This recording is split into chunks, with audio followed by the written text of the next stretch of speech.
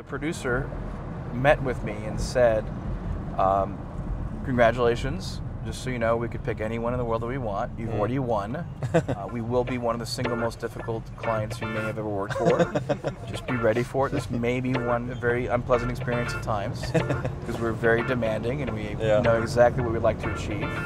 But don't be nervous. Welcome to Cinema 5D on the Go. Moving conversations about moving images with filmmakers and industry leaders. Brought to you by Fujinon, Kessler Crane, Tilta, and Olympus OND in association with Sony. This is your host, Nino Leitner. What do you think about the community, how it has evolved? I mean, you started, how long ago was Reverie? That was that was almost 10 years ago now. 2008. Yep. And you did you have your own blog. You started with Philip, and later us. Yeah. How has it evolved, and where is your blog now, and what do you put out? So social media itself has evolved, right? Yeah. You're much more likely to find me on Facebook now. I still have a blog. I still post on it at this point every few months. Yeah. And only when I feel like it. And I post regularly on Facebook. Frankly, when you guys came out, a bunch of the other blogs, I'm like, you're doing this on a regular basis. You're contributing great content. And after a few years of doing it myself, I think I did it for about 5, 6, 7 years. Yeah. Probably 6. I also broke my arm at one point, which was a kind of a turning point. Yeah. For me not blogging because I couldn't type, right? With one arm. So you could have a secretary or something. Yeah, well, at that point it becomes a chore. Yeah. And I like sharing my opinions on social media. Like I went from the blog to Twitter. Yeah. And then from Twitter I went to Facebook, and that's kind of where I am. I'm going to do some new stuff that you will see coming up, and I'll be doing something really interesting at the end of the year, I think, that I'll announce. Then it relates to photography. Cool. And might have some impact for a lot of people, which would be exciting. And that's not you getting pulled over. That's good. Not yet. And that's so funny. I would love to get pulled over. We would keep that in the whole show. I think it's fantastic. Can you imagine? I would be laughing here. But you'd pull out your passport right at this point. Well, actually, or do you have a U.S. driver's license? No, I just have a normal driver's license, but it's valid here, so. Okay, cool. Should be, I think. But otherwise, I wouldn't have gotten the car. Yeah, things evolve. 9 years is a very long time. I've been in the business for 27 years. Yeah. I started when I was 15 years old. Wow. Mm-hmm. So 9 years is a big chunk of that. It's more than a third. But you've pretty much moved on from shooting to directing, right? Correct. Yeah. One of the biggest misnomers is that I'm a DP, and I actually really enjoy working with talented DPs and directing and being part of the entire process. My career has really evolved quite a bit, from doing purely commercials to some short films, and now I do a lot of really interesting projects for some pretty cool companies that I can't always talk about. That was actually a really big reason why the blog has not been busy, is the companies I work for have policies that you can't even show the work you did when it's finished, and they're changing that a little bit, so I hope to be able to get back into it, but that hurt the blog a lot. That was one of the unintended but I think we all had that on my personal blog as well. It's like people ask you, why are you only just posting about gear? Well, that's the other business, right? Our blog business with a lot of writers and stuff. But my personal work, there's very often stuff that you just are under NDA, and even if you're allowed to post it, it's only when it's being released, like months or years later. And if it is, you're so bored with it because you've moved on. Exactly. That's my problem. I even forget about it. I forget about it. I'm like, oh yeah, that thing I did a year ago. Now I can talk about it. Yeah. I can mention, for example, I did the iPad Pro commercial. Yeah. Cool. And this is 2 years ago. I'm just able to mention it now. It might even be 2.5 years ago. And I don't see the reason to post it now. Yeah. I love the work. I was very proud of it.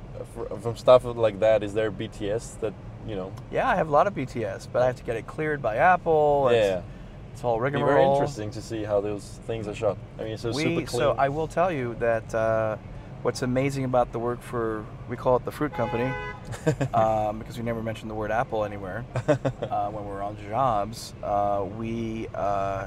I will say you work with some of the absolute best creatives. I'm not just blowing smoke up their butts, but you're working for example, Apple is concerned, the very, very best, and they expect the very, very best. Yeah.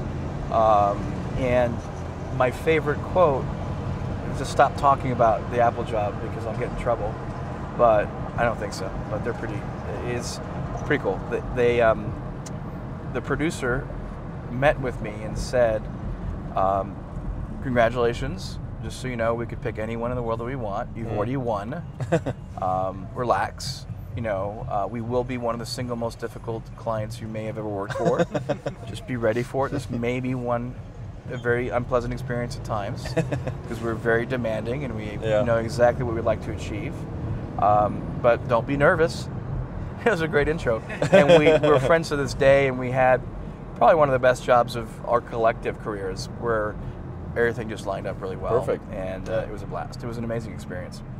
It's just so nice when you have clients that really get you for who you are versus you have to take every job that you get, That's the key. I think I wish for anyone watching this podcast that you get to that stage in your career where you're being asked to do what you do best. Exactly. As opposed to where I've been, where I'm sure you've been, where pretty much every creative has been, where you have to take a job because you need to put food on the table. Yeah. And it's not really you, or you don't really agree with the creative, or you think the creative's bad, or it's just not the creative that you'd want to execute. It might be great.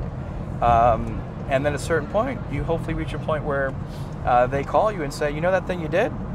Could you do that again? Or can you do it a little differently? Or hopefully for me, or how would you execute this? That's my favorite part, is how would you do this? Here's what we would like to say, here's how we like to, here are deliverables. What do you suggest? I love getting involved in the creative personally and having a hand in it. And there are times when clients come to you and it's version 17 and you kind of look around, you see V17, then they see V17 on the deck, and you kind of interested. If you ever see that, by the way, they're not really asking you for your opinion at that point. Yeah. They've been fighting over that between the agency and client probably for 3 to 6 months. And I'll very bluntly go to, on a sidebar with one of the people that I know and say, let me ask you a very blunt question, which is, would you like me to, other than obviously contributing my talents within the execution of executing as good as well as possible, would you like me to make any suggestions on the creative? Yeah. Or not? Because sometimes it's such a minefield. There's so many politics involved that you're asked just to execute, and I don't like that. Absolutely. I really love when they say, "Hey, here's where we are. This is what we have. Yeah. What do you think?" And that's a big difference from, "We don't have any creative. Here's this. How would you do it?" That's dangerous. I like that sometimes, and most time not. I want them to have at least some idea of who they are and what they need to say.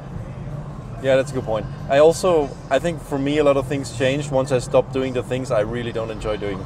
It's a bit hard in the beginning to get to this point, but once you realize, okay, I really don't like shooting this, or stuff like editing, or I want to reduce that as much as possible. Yep. And then it's not like I'm not in a position to say, well, I only take everything must be perfect, but nothing's ever perfect. Exactly, but the stuff you really always keep putting off, the stuff where you procrastinate, that is really the stuff you don't want to do.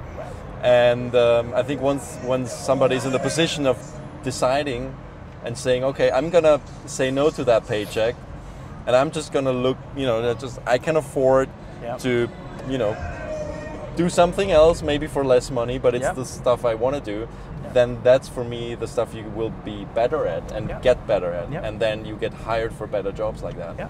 So take risks. Try to build your business. It is a business, by the way. People seem to forget that a little too often. Yes. Build your business to a place where you can have that ability to say the two most important letters and the most important word in the creative process. No. No is very important. You'll save yourself so much grief by just saying, I appreciate the offer, but no. That's a bit short way of saying it. There's much more political ways of saying it, but effectively turning down assignments or jobs that it's not a good fit. When they call you and they're like, hire the cheapest audio person you can find. Yeah. I'm like, no, whoa. No. If you don't have good audio, why are we wasting our time? That hasn't happened in quite a while, but it did happen on one of my jobs. Yeah. I heard the producer say, find the cheapest audio person you can find. And I was like, guys, I suddenly got busy. I'm serious. Because if that's the way they're going to treat 50% of the experience, we're in trouble. Absolutely. Well, it's more than 50% sometimes. Correct. Because if you can't hear what's being said, it's worse than not There's seeing nothing it. you can do. Yeah.